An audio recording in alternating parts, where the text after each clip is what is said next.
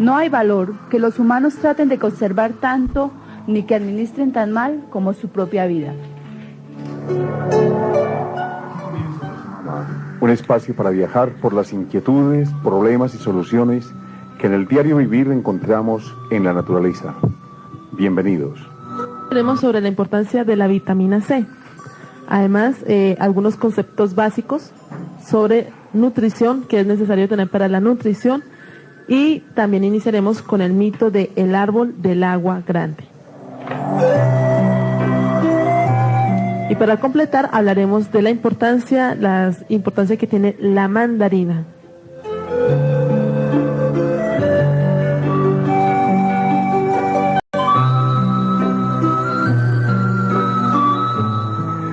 Bueno, antes de empezar con la lectura del mito que hemos escogido para el día de hoy, yo quiero hablar aquí que discutamos un poco para que ustedes, amigos oyentes, entiendan o entendamos todo por qué en este programa tenemos el mito. De pronto no solamente tendremos mito, sino también leyenda. Pero ¿qué es esto del mito, la leyenda y el cuento? Como aquellas posibilidades de la tradición oral que desde antaño nuestros antepasados los han dado y que hace parte de nuestra cultura. Leía, por ejemplo, desde un punto de vista antropológico, que es ahí, a través del mito, a través, digamos, de aquellos antepasados que tienen una gran connotación religiosa, cómo nosotros lo podemos expresar y que tenga una gran validez actualmente en nuestra cultura. Es ahí donde yo quiero, antes de leer el mito, que discutamos un poco aquí en esta mesa lo que significa para nosotros en cada uno y lo que significa para usted también el mito, la leyenda, la cuentería. Sabemos que es tradición oral, pero esa tradición oral, ¿en dónde está enmarcada? En ese pasado histórico que es lo que le ha permitido al hombre recuperar, tener identidad, tener seguridad a lo que hoy somos como hombres con mayúscula. Ese ser de hoy día tiene que ver siempre con la historia, con ese antepasado, y dentro de ese antepasado tenemos incluido lo que es el mito, la leyenda, la cuentería, entre otros. Entonces, quisiera que comentáramos un poco más sobre el significado del mito hoy día para nosotros.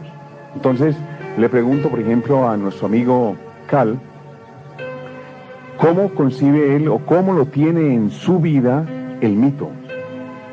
Los mitos son algo bastante importante. Hay gente que desafortunadamente no es muy dada a leerlos o a escudriñar o a buscar en la mitología que a través de la historia todos los pueblos han tenido. Recordemos que no hay pueblo que no haya tenido su tradición mitológica. Todos, desde el origen mismo de la creación del hombre sobre la esfera, o la creación más bien, empezaron a tener mitologías. Entonces oímos de los griegos, oímos de los asirios, oímos mitologías de los egipcios, y más importante para nosotros, y aquí la que queremos rescatar en Pachamama, es la mitología que es referente a nuestra tierra, a nuestra región, a la zona donde habitaron los tunjos, grandes hijos de Dios, donde habitaron los chipchas, o más bien que los tunjos hablaban chipcha, porque el chipcha era el idioma preciso que se hablaba en toda esta región. Y todas las tribus habitantes de esta zona, cuando nosotros hacemos las comparaciones que hemos hecho en estos días de los mitos y mitos más bien, que para algunos se convierten en leyendas, de lo que ellos escribieron y dejaron, y uno los compara con la mitología crística o con la mitología escrita por Moisés en la Biblia, descubre grande similitud. O sea, los mitos es, como Héctor decía, el recuento verdadero de la historia de un pueblo.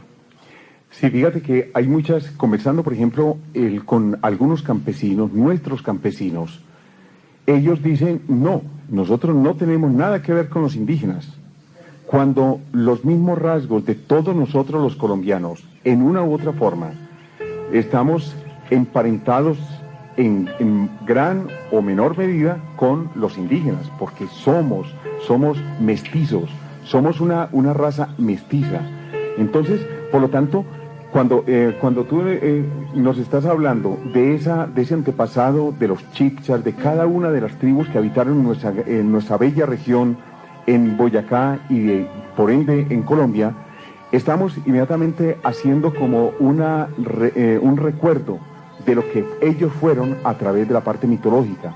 Es que ellos tienen una gran riqueza de lo que era la cosmovisión, la forma como ellos miraban el cosmos, su vida, su mundo.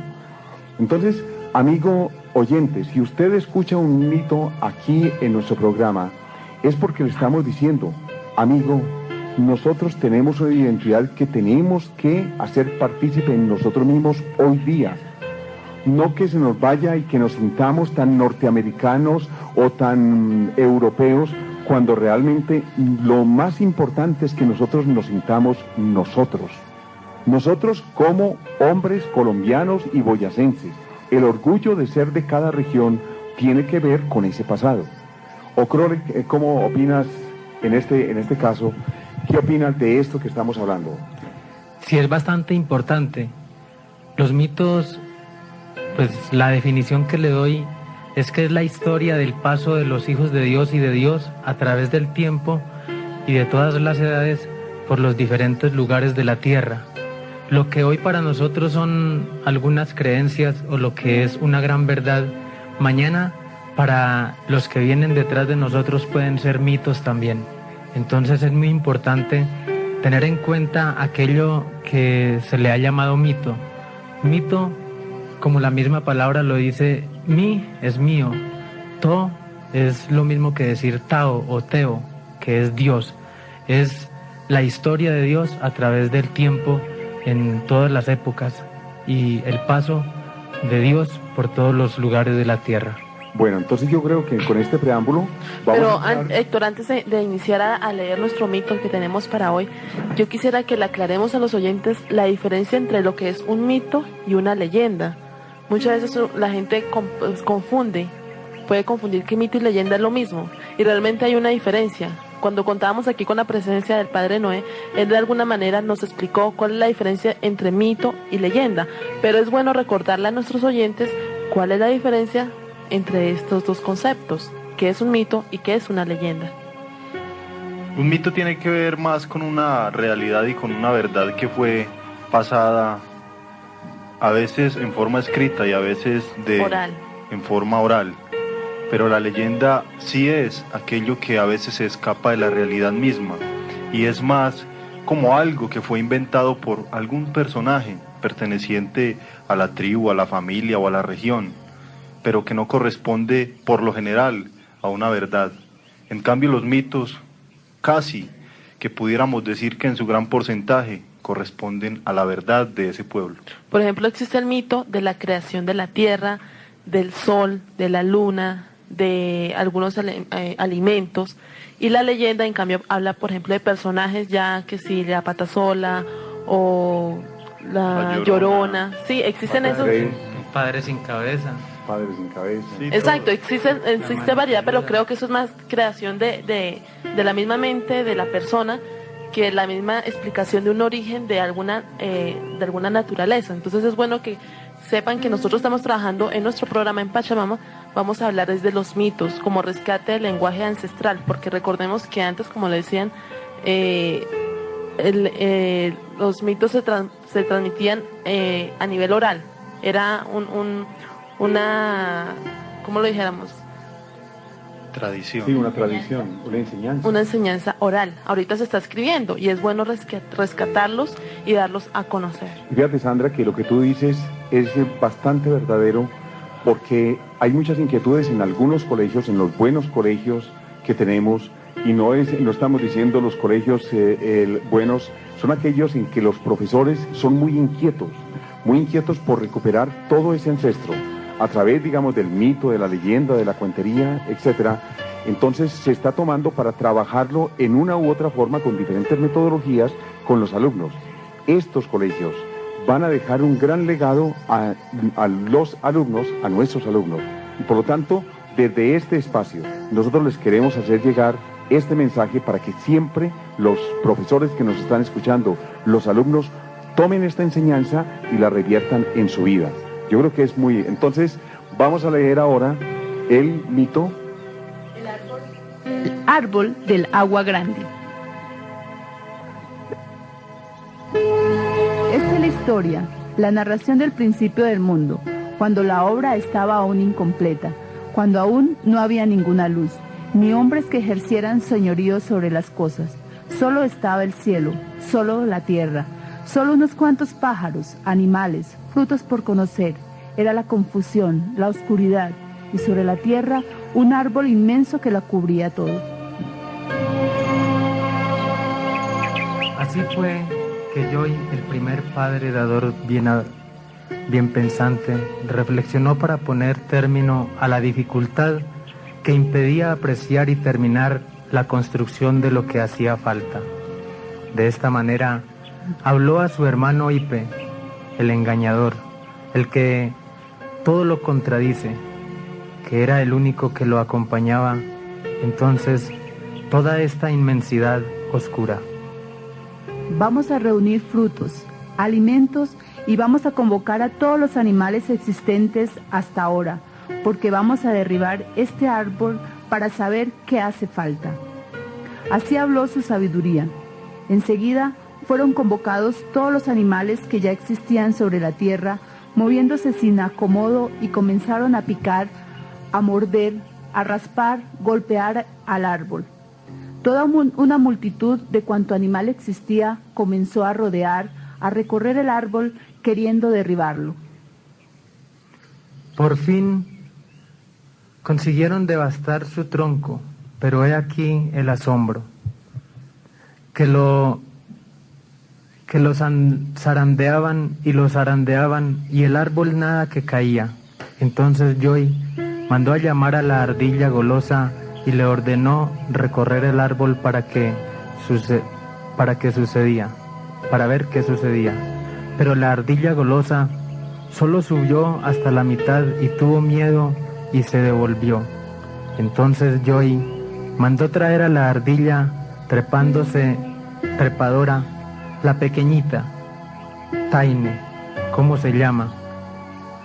Y ella subió y subió, trepó hasta la lejana cumbre del árbol y allí vio lo que era, que no dejaba caer el árbol, que un perico tenía aferrada la copa del árbol con una pata y con la otra se sostenía del cielo. Con que eso es. Está bien, pensaremos una solución, dijo Joy. Entonces mandó recoger a Ají Bravo y mandó hacer un fardo y mandó a la ardillita a que subiera otra vez hasta donde el perico. Ve a donde el pájaro, ese que está impidiendo nuestro trabajo. Ve y le pones ají en el pico, en las orejas, en los ojos, en cuanto lugar lo puedas fastidiar, y ya verá. Eso mismo le dijo Joy, y eso mismo hizo ella. Subió y le puso ají al perico en cuanta parte, y el perico no pudo impedirlo. Ocupado como estaba en detener la marcha del mundo, la creación, con una pata en la cúspide del árbol del mundo y la otra sujetándose del cielo. Pero ahí fue el caos, el descontrol del pájaro, que comenzaron a arderle la lengua, los ojos, todas las partes abiertas de su cuerpo, y ahí mismo comenzó a hacer fuego y tuvo que soltarse. Tanto fue su desespero, palabra. Resulta pues que ya sin sostén el árbol comenzó a caer, cayó sobre el mundo con gran estruendo, y he ahí la maravilla, que cuando fue tocando la tierra de sí mismo brotaron las aguas. Un grandioso caudal se formó de su tronco y otros menores de sus ramas, y lagos, lagunas de sus hojas, su hojarasca. Regocijado, Joy se introdujo en el agua caminando, recogiéndola, contento entre el agua, el fango. Fue mayor todavía el contento cuando al caer nuevamente el agua, las gotas que salpicaban de su cuerpo se convirtieron en multitud de peces que colmaron de vida este río llamado Amazonas. Así pues el mundo estaba ahora poblado, en compañía, pero también notó Joy su propia soledad. Entonces observó que sobre el agua flotaba el corazón del árbol mismo. Algo ha de ser, se dijo, y recogió el corazón del árbol y lo plantó y lo cuidó con esmero siempre pendiente. Y fue así que a los 5 meses dio un único fruto, un humarí, y Joy le recogió y se lo comió. Y sucedió la maravilla, pues al momento de sí mismo surgió una mujer, la primera, la esposa para Joy. La primera pareja estuvo lista.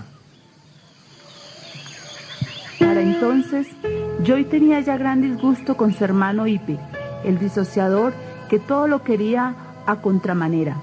Pensó pues que era tiempo de separarse, pero su espíritu se expresó en sabiduría, viendo que era bueno organizar a los creadores, los hombres, los transformadores del río.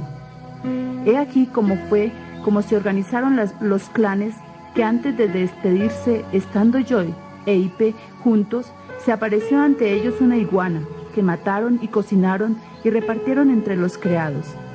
Y a medida que le fueron dando a cada uno su porción, de sus labios de Joy brotaron las palabras, la revelación del lugar de cada uno.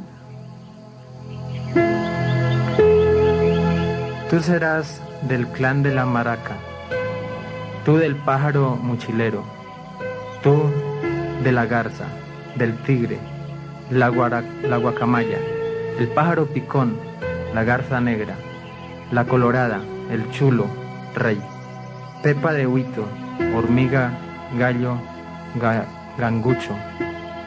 En total, 14 clanes fueron su mandato, y asimismo le instruyó a cada uno con quién podía casarse.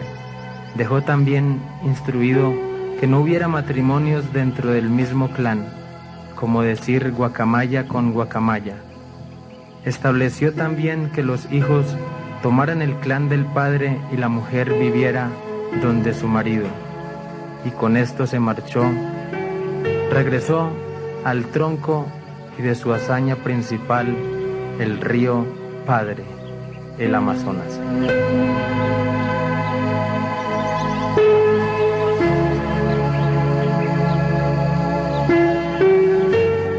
Ya lo escuchamos, ustedes se formarán una gran idea que siempre esto está conllevando creatividad, creación, y al mismo tiempo esa creatividad de los pueblos para manifestar su creación, la forma como han surgido muchos seres en la tierra. En esta misma forma nosotros nos vamos formando como seres creativos para hacer que esto llegue a cada uno con esa misma intención, o al menos buscar de que lleguen con otras intenciones, pero una intención creativa para seguir haciendo de todo ese bagaje que tenemos sobre lo que ha significado la creación de los seres humanos hacia lo que nosotros somos en la actualidad. Y acuérdense que nosotros no solo somos los seres que estamos aquí en la ciudad, los que estamos en el pueblo, también tenemos un pueblo que ha sido muy abandonado, que es el pueblo campesino. Y el pueblo campesino tiene una gran riqueza. Es cuestión de ir y conversar con ellos sobre toda esa mitología que tienen, sobre cómo explican la vida misma de ellos.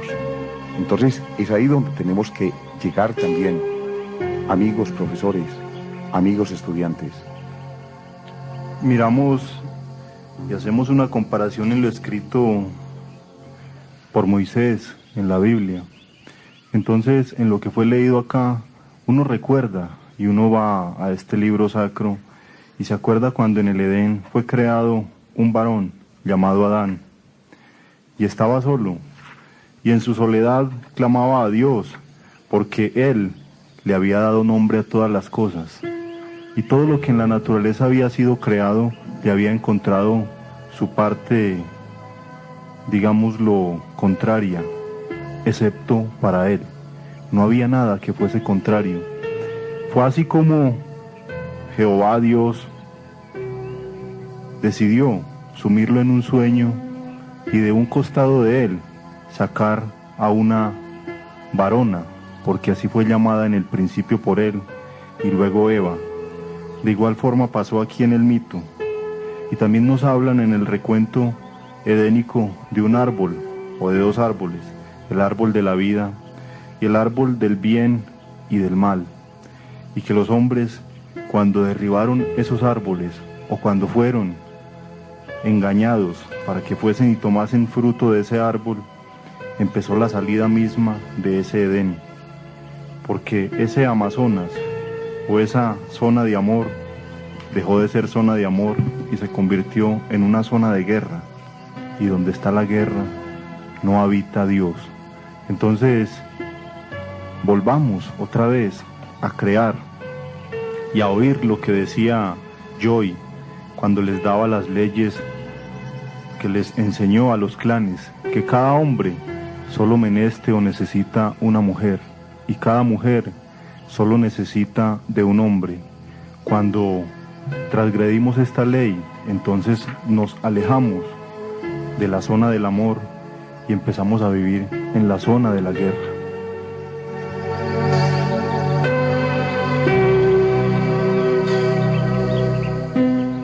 Vamos también a dar a dar un dato sobre la lectura anterior. Joy, el padre de la creación, representaba a Dios. Ipe, que es conocido como el engañador, es la representación de la misma fuerza del mal, de Satán, y que en el mito habla del engañador, que era su hermano, el que lo acompañaba, y que dice el mito que estaban en la oscuridad y que de ahí empezó a surgir todo. Dentro de nosotros mismos es importante mirar cómo las fuerzas del bien y las fuerzas del mal se ciernen. Hay que aprender a oír a Dios, que es ese yo interno, que es el yo el yo íntimo, que es el yoy, y no oír la fuerza del mal. La mujer, que es la esposa de ese padre y que es en realidad detrás de lo cual el ser humano camina, porque detrás de todo buen hombre hay una buena mujer. El hombre, por muchas cosas que haga, siempre tiene un fin, y ese fin es una mujer, un hogar. Y esos animalitos de esa creación representan también aquellos seres que hay dentro de nuestro cuerpo y que hay que empezar a educar, llamados también los defectos, los cuales nos impulsan a dañar, a destruir, y que nos alejan de la sociedad, nos alejan de nuestros hermanos, aquellos seres que menesten o que necesitan de nuestra ayuda. Mira cómo encontramos en esto una gran relación. Si hablamos, por ejemplo, de Platón en el libro de la República, libro séptimo, nos encontramos con el mito de la caverna. Y empezamos a encontrar como dentro del mito de la caverna está la oscuridad, pero al mismo tiempo está la luz. Y dentro, y al leer este mito con Joy, su hermano, etc., estamos mirando al mismo tiempo la oscuridad y la luz. Cuando el hombre sale a la luz es cuando empieza el conocimiento, empieza, digamos, a revertir en él muchas cosas que los filósofos naturalmente tratan en otra forma, los psicólogos en otro, los historiadores, etc. Pero de todas maneras es esta forma fantástica como los pueblos dan una explicación de la creación para realmente vertirla a su pueblo y decir, de aquí estamos nosotros. Entonces yo creo que ya, Sandra... Pues después de que han hablado tan bonito lo que es el mito, recordando toda esa historia, es rico también que recordemos un poco de nuestra música andina. Entonces vamos a oír un tema musical de Capari, que es un grupo colombiano de música andina. Vamos a recrearnos con esta música que hace parte de nuestro continente, así como lo hemos querido hacer con el mito, vamos a hacerlo ahora con la música.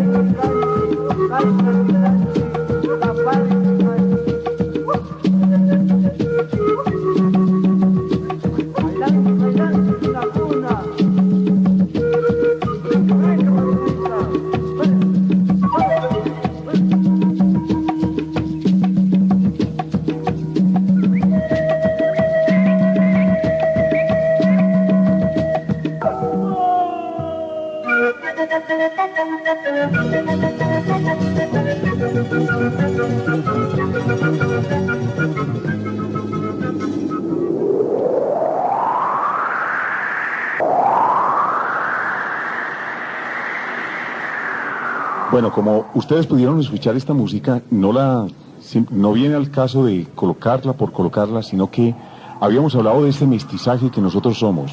Esta es una música muy mestiza, pero que tiene unas grandes raíces de la parte altiplánica de nuestro continente suramericano, o sea, en la parte suramericana. Encontramos inmediatamente una serie de instrumentos que empezaron a nacer de ese híbrido entre lo que trajeron los españoles con una cierta temperancia, una cierta, digamos, como sonidos muy específicos, muy planteados, y al mismo tiempo el encuentro con ciertos instrumentos que tenían nuestros aborígenes, especialmente en la parte sur de Colombia. Desde el sur en adelante encontramos, por ejemplo, pinquillos, encontramos lo que llamamos en algunas partes la flauta de pan, capador, etcétera. También lo encontramos mucho más al sur, en Perú, en Bolivia, como la zampoña, un instrumento de una serie de tubitos y que dan unos sonidos antes eran diferente la forma como sonaban. Poco a poco lo han asemejado a las músicas que nos llegaron de Europa. Y por lo tanto, entonces, por eso nos suenan tan marcado ya en una cultura, en una aculturación como es lo que acabamos de escuchar. Eso tiene al mismo tiempo toda una temperancia, tiene una forma armónica, con tónica, subdominante, dominante, para todos los que saben un poco de música. Entonces, más o menos dentro de eso, pero hay una raíz específica que es esa sonoridad de aquellos instrumentos que nos recuerdan, en una u otra forma, a nuestros ancestros.